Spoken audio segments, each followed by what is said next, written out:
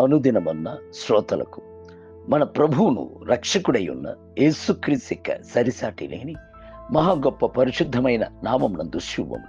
నేడు 2026 సంవత్సరము ఫిబ్రవరి మాసము 22వ తారీఖు ఆదివారం నాటి ధ్యానాంశము స్తోత్రముల మీద. 22వ కీర్తన 3వ వచనమందు నీవు ఇజ్రాయేలు చేయు స్తోత్రం మీద ఆసీనుడై ఉన్నావు. పరలోకము స్తుతి చేత నింపబడి ఉన్నది. అక్కడ దేవునికి ప్రసన్నత కొలత లేకుండా ఉండును. భూమి మీద ఎవరైతే పూర్ణ హృదయముతో ప్రభువును స్తుతించుచున్నారో వారి మధ్యలో పరలోకపు దేవుడు దిగి వచ్చుచున్నాడు. స్తుతించు ప్రతి ఒక్కరును పరలోకపు దేవుని ప్రసన్నతను తాము జీవించుచున్న భూమి మీద అనుభవించుచున్నారు. కావున ఎల్లప్పుడూ దేవుని ప్రసన్నతను మీలో కాపాడుకొనుటలో దృఢముగా ఉండుడి. ఒక భక్తుడు పైరును పండించినట్లు దేవుని ప్రసన్నతను సాధనము చేయుడి అని చెప్పాను.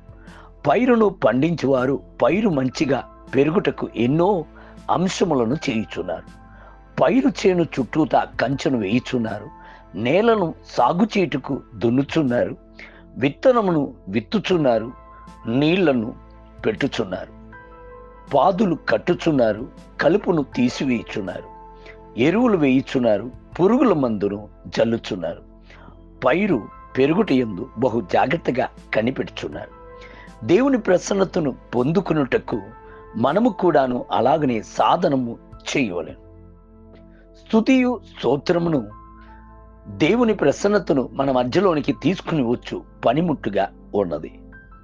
స్తుతించుట అనగా ప్రభువును మహిమపరచుటై ఉన్నది. స్తోత్రము చెల్లించుట అనగా దేవుడు చేసిన మేళ్ల కొరకు కృతజ్ఞతను చెల్లించుటై ఉన్నది. స్తుతియు స్తోత్రమును ఒక పక్షి యొక్క 2 రెక్కల వంటిదై ఉన్నది. స్తుతించి స్తోత్రించి దేవునికి ప్రసన్నతలోనికి మనము ప్రవేశించున్నాము. ఉన్నతముల యందు మహోన్నత స్థలముల యందు దేవునితో సంచరించుచున్నాము. ఆయన యొక్క మధురమైన సముఖమునందు ఆనందించి ఉల్లసించుచున్నాము. దేవుని ప్రసన్నతను తన యొక్క జీవితమునందు సాధన చేసిన దావీదు రాజు చెప్పుచున్నాడు, నేను ఎల్లప్పుడూ యెహోవాను స్తుతించేదను, నిత్యము ఆయన కీర్తి నా నోట ఉండును. యెహోవాను బట్టి నా ప్రాణమునందు అతిశయించుచున్నాను.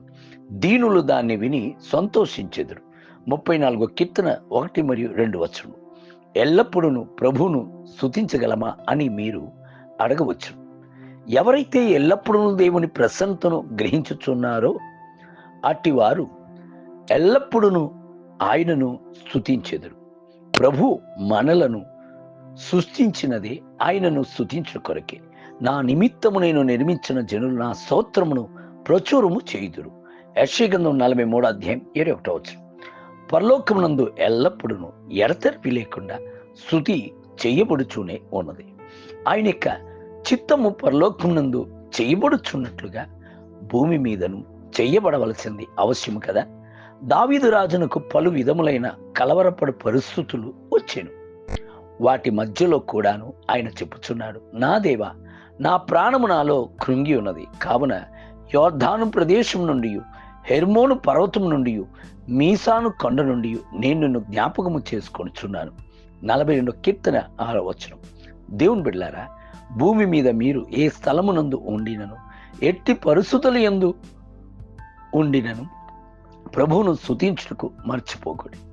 నేటి ధ్యానమునకి, నా ప్రాణమా నీవేళ కృంగి ఉన్నావు, నాలో నీవేళ తొందరపడుచున్నావు.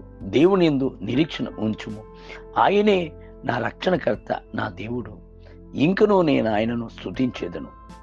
42వ కీర్తన 11వ వచనం.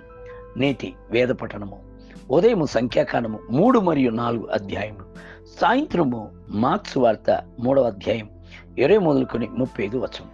ప్రభువు మిమ్మలను దీవించునుగాక. ఆమేన్.